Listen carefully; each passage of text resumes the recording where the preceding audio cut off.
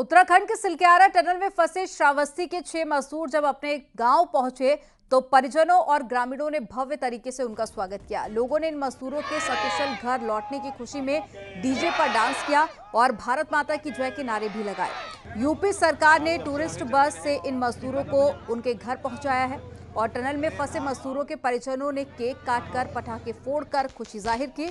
आपको बता दें कि श्रावस्ती जिले के मोतीपुर गांव के 6 मजदूर सिलक्यारा टनल में काम करते वक्त टनल ब्लॉक होने की वजह से फंस गए थे और 17वें दिन वो बाहर आए।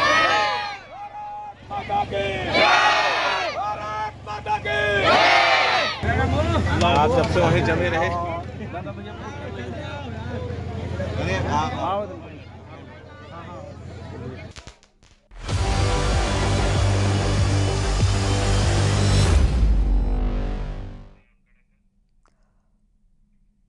मुख्यमंत्री योगी आदित्यनाथ आज अयोध्या के दौरे पर रहेंगे। अयोध्या के मर्यादा पुरुषोत्तम भगवान श्री राम एयरपोर्ट का सीएम निरीक्षण करेंगे। अयोध्या में मर्यादा पुरुषोत्तम भगवान श्री राम एयरपोर्ट लगभग बनकर तैयार हो चुका है और सीएम के साथ में केंद्रीय नागरिक उड्डयन राज्य मंत्री जनरल वीके सिंह भी अयोध्या पहुंचेंगे। सुबह 11 बजे अयोध्या राम कथा पार्क सीएम योगी का हेलीकॉप्टर पहुंचेगा। वहां पर पहुंचकर सबसे पहले वो हनुमानगढ़ी और रामलला के दर्शन करेंगे, पूजन करेंगे और उसके बाद में एयरपोर्ट का निरीक्षण करेंगे। एयरपोर्ट के निरीक्षण में केंद्रीय नागरिक उड्डयन मंत्री ज्योतिरादित्य सिंधिया भी उनके साथ में मौजूद रहेंगे। सबसे पहले अयोध्या से दिल्ली और अहमदाबाद के लिए उड़ान शुरू होगी। इंडिगो और स्पाइस जेट ने अपना सर्वे पूरा कर लिया है और जल्द ही दोनों कंपनियों को रूट निर्धारित भी कर दिया जाएगा।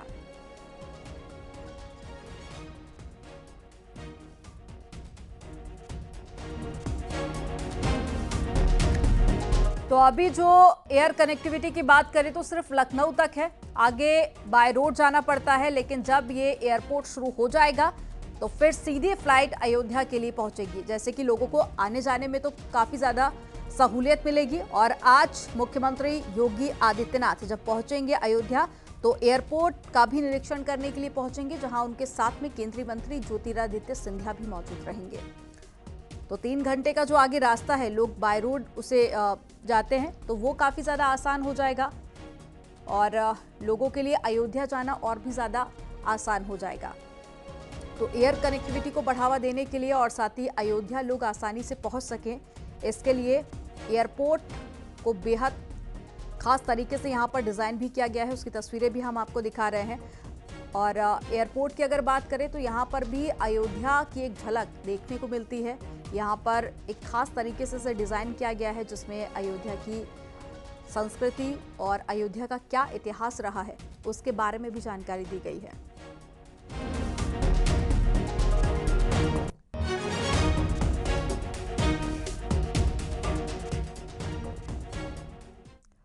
मुख्यमंत्री योगी आदित्यनाथ आज यूपी को कई बड़ी सौगात देने वाले हैं। 50 बसों, 38 इंटरसेप्टर और साथ ही 12 पब्लिसिटी वैन को आज सीएम योगी आदित्यनाथ हरी झंडी दिखाएंगे। 4100 इलेक्ट्रिक वाहन स्वामियों को अनुदान राशि का हस्तांतरण भी किया जाएगा। मारुति सुजुकी इंडिया लिमिटेड के साथ में एमओयू भी साइन किया जाएगा, जिसके तहत में 5 driving training and testing institute के ऑटोमेशन और साथ ही महिला चालकों के प्रशिक्षण के लिए भी उत्तर प्रदेश कौशल विकास मिशन और उत्तर प्रदेश राज्य ग्रामीण आजीविका मिशन के साथ में समझौता किया जाएगा।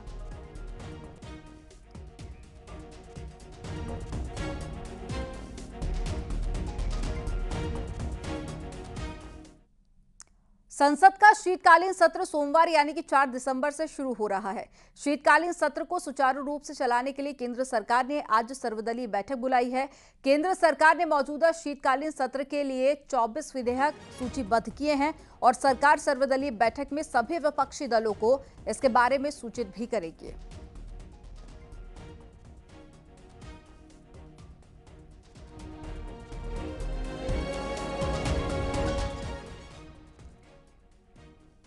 उत्तर प्रदेश में शीतकाल के आखिरी दिन माहौल काफी ज्यादा गर्म रहा। विपक्ष की तरफ से मुद्दे उछाले जा रहे थे और सीएम योगी एक एक कर उसका बेबाकी से जवाब भी दे रहे थे, चाहे रोजगार का मसला हो या फिर सुरक्षा का या फिर जातीय जनगणना का ही क्यों ना हो। अखिलेश यादव ने सवाल पूछा तो सीएम योगी ने करारा पलटवार किया है।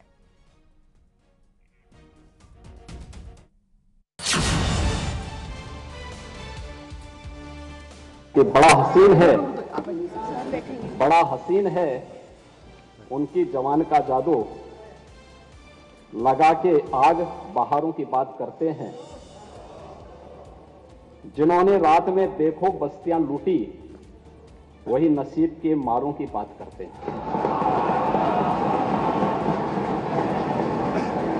मौका उत्तर प्रदेश में 3 दिनों के शीत सत्र का था, लेकिन सदन में माहौल काफी गर्म रहा।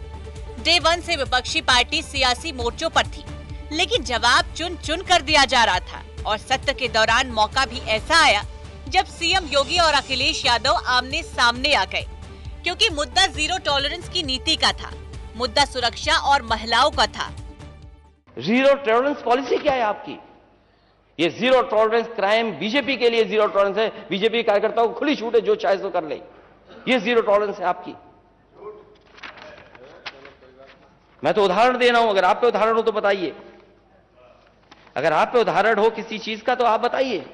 और 2017 के बाद ये जीरो टॉलरेंस की सरकार है, जो हर हाल में कानून का राज स्थापित करके हर व्यक्ति को सुरक्षा की गारंटी दे रही है।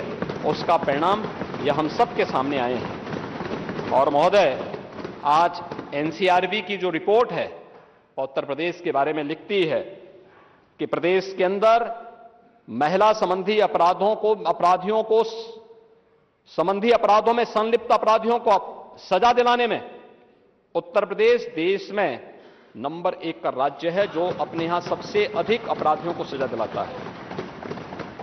महोदय, इस दौरान 63,000 से अधिक अपराधियों को गैंगस्टर अधिनियम के अंतर्गत, 836 अपराधियों के विरुद्ध एनएसए में कार्रवाई की गई और साथ साथ गैंगस्टर अधिनियम के अंतर्गत 9,163 करोड़ की चल और अचल संपत्ति का जब्तीकरण का कार्य भी हुआ है। माफिया और अपराधियों के द्वारा जो अवैध संपत्ति अर्जित की गई है, उनमें 2827 करोड़ रुपए के अधिक की संपत्ति को भी सरकार ने अपने कब्जे में लिया है। दरअसल अखिलेश यादव ने सदन में सरकार को घेरने की पूरी कोशिश की, रोजगार, स्वास्थ्य और डेंगू पर संग्राम छेड़ दिया। यहाँ तक कि जातीय जनगणना का भी मुद्दा उठाया, जिस पर सीएम योगी ने करारा जवाब दिया कि जाति जनगणना होनी चाहिए। उस समय कांग्रेस पार्टी ने आश्वासन दिया कि हम आंकड़ा जारी करेंगे, आंकड़े लेंगे, लेकिन कभी आंकड़े नहीं आए। 1931 के बाद, आजादी के बाद, अगर किसी ने जाति जनगणना रोकी थी तो वो कांग्रेस पार्टी थी। उसी रास्ते पे बीजेपी चल रही है। और अटल आवासीय विद्यालय उसका एक मॉडल विद्यालय बन रहा है। एक बार जाइए, वहां के स्टैंडर्ड को देखें। एक बार मैं अपील करूंगा, एक बार जरूर विजिट करें। आपसे भी और आपसे भी कहूंगा, क्योंकि बच्चे सब श्रमिकों के बच्चे हैं, गरीब परिवारों के बच्चे हैं। उनकी कोई जाति नहीं है। उन्हें जाति और मजहब में मत बांटो। वे प्रदेश की अमानत हैं। और उन बच्चों को लेकर के अगर आप एक बार थोड़ी भी वहां ध्यान देंगे, मुझे लगता है कि प्रदेश के अंदर इसको आगे बढ़ाने मत, क्योंकि इस वर्ष अभी इसी वित्तीय वर्ष में हम लोग 57 जनपदों के लिए धनराशि जारी करने जा रहे हैं कि 18 जनपदों के बाद जो शेष जनपद हैं उनमें भी हम इस कार्यक्रम को आगे बढ़ा सकेंगे। हालांकि जातीय जनगणना पर बीजेपी के बड़े बड़े नेता भी अपनी बात रख रहे हैं। यूपी के परिवहन मंत्री दयाशंकर सिंह ने कहा कि जातीय जनगणना का अधिकार केंद्र सरकार के पास है, तो वहीं इससे पहले केशव प्रसाद मौर्य ने जातीय जनगणना के पक्ष में जवाब दिया था। होने के नाते ये जानते हैं कि जातीय जनगणना भारत सरकार के माध्यम से कराई जाएगी और हमारे वरिष्ठतम नेताओं ने भी ये कहा है कि हम जातीय जनगणना के खिलाफ नहीं है। और केशव प्रसाद मौर्य भी जातीय जनगणना के खिलाफ नहीं है, ये सदन में छाती ठोक करके कह रहा। लेकिन उत्तम जी शांत रहिए। लेकिन माननीय सभापति महोदय, आप जातीय जनगणना कराने की बात तो करते हो, कराने के पक्ष में नहीं हो। अगर कराने के पक्ष में होते तो जब सत्ता में थे तो जातीय जनगणना कराए बगैर सभी जातियों को न्याय देने का काम करते। देखिए, केंद्र और प्रदेश के जो अधिकार क्षेत्र है उसमें जातीय जनगणना का अधिकार केंद्र सरकार को है, इसलिए प्रदेश सरकार का इसमें कोई अधिकार नहीं है, इसलिए हम लोग इस पर कुछ कह नहीं सकते। यानी विधानसभा का सत्र घूम फिर कर जातीय जनगणना के मुद्दे पर केंद्रित रहा, लेकिन सीएम योगी ने साफ कर दिया कि जाति धर्म से नहीं बल्कि महिलाओं गरीबों का विकास योजनाओं से होने वाला है। Bureau report, news 18।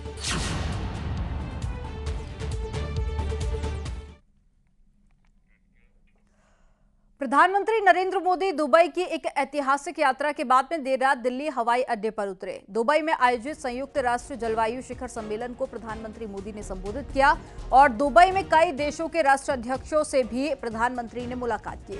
देर रात में प्रधानमंत्री दिल्ली वापस पहुंच गए। ये तस्वीरें आपको उस दौरान की दिखा रहे हैं जब प्रधानमंत्री नरेंद्र मोदी वापस दिल्ली पहुंचे और ये देर रात की तस्वीरें दिल्ली एयरपोर्ट की।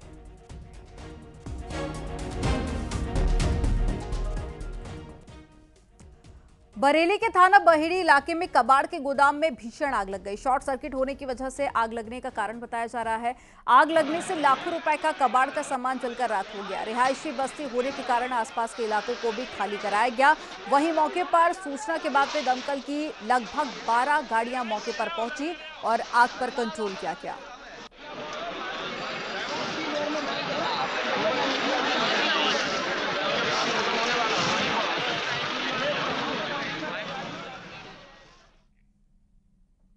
बुलंदशहर में अनूप शहर नगर पालिका परिषद के अंदर करप्शन को लेकर जमकर हंगामा हो गया है।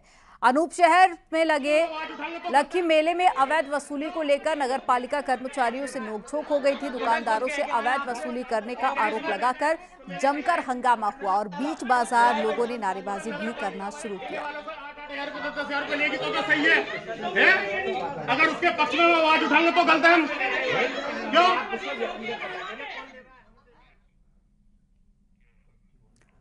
इटावा में पुलिस ने 2 बाइक लुटेरों को गिरफ्तार कर लिया। इनके कब्जे से बिना नंबर प्लेट की 5 मोटरसाइकिल बरामद की गई और बसरेहर पुलिस अपराधियों की तलाश में लुहिया नहर पर चेकिंग करने के लिए पहुंची और तभी दोनों बदमाश पकड़े गए। इसके अलावा एक तमंचा और 2 जिंदा कारतूस भी बरामद किया गया। लुटेरे ऋषभ के खिलाफ में 7 आपराधिक मामले विभिन्न थानों में दर्ज हैं।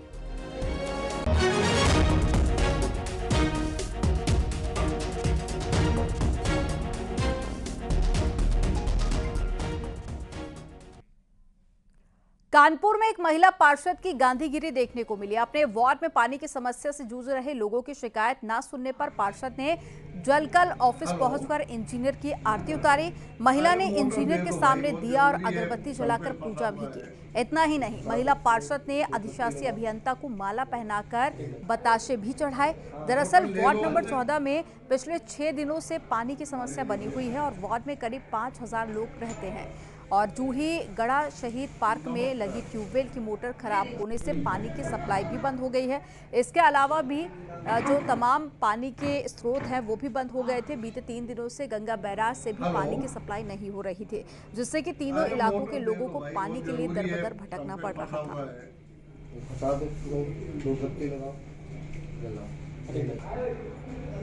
मोटर ले लो। बांदा के बबेरू कस्बे में जूते चप्पल की दुकान में भीषण आग लग गई। बताया जा रहा है कि शॉर्ट सर्किट की वजह से आग लगी है और जिसमें सामान जलकर राख हो गया। तस्वीरें भी आपको दिखा रहे हैं। 20 लाख का सामान था जो कि जलकर राख हुआ और कड़ी मशक्कत के बाद में आग पर कंट्रोल किया गया। हालांकि फायर ब्रिगेड की जो गाड़ियां थी वो नहीं पहुंचने पर लोगों ने नाराजगी भी जाहिर की।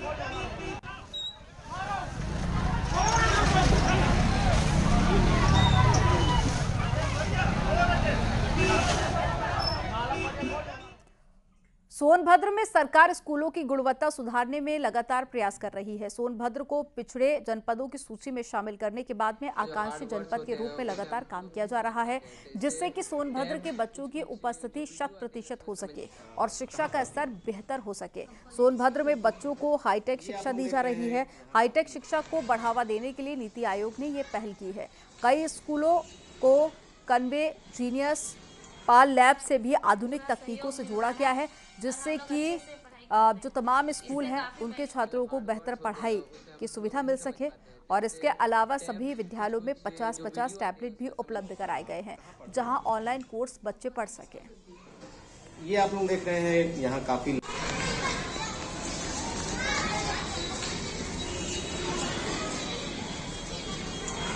ये सब में पूरा सहयोग मिलता है और हम लोग अच्छे से पढ़ाई करते हैं।